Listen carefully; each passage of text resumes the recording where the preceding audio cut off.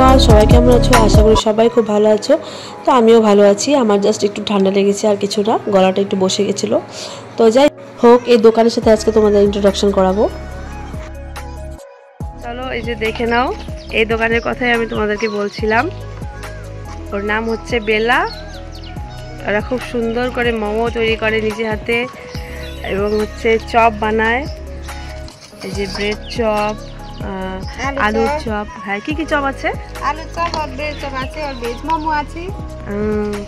খুব সুন্দর, খুব টেস্টি মোমো আর চপগুলো এখানে বানানো হয়। আমরা মাঝে মাঝে এখান থেকে নিয়ে যাই, খেয়ে নিই আর কি। তোমাদের যদি খেতে ইচ্ছা হয় তোমরা এখানে আসতে পারো। সারবা ফাস্টফুড। আচ্ছা, বিবিডাঙ্গা পেট্রোল পাম্প পিছে, বেশি একটু পিছে।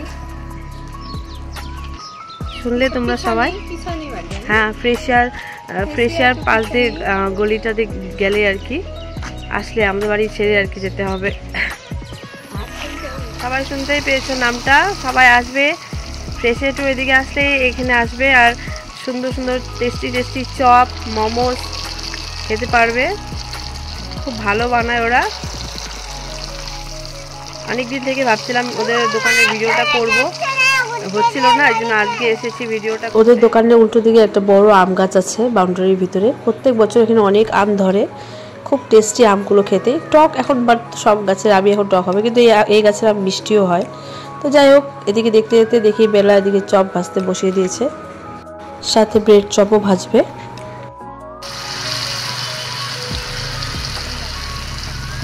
ব্রেড চপ,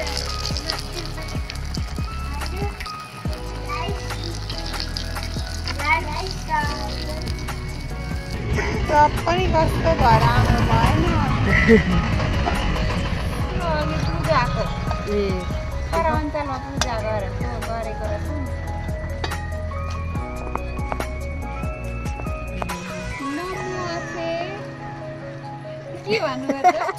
তো আসলে ওরা হচ্ছে নেপালি, তো সেই জন্য আর কি ও বাংলা কথা বলতে পারছিল না, ওর জন্য আর কি হাসছিল।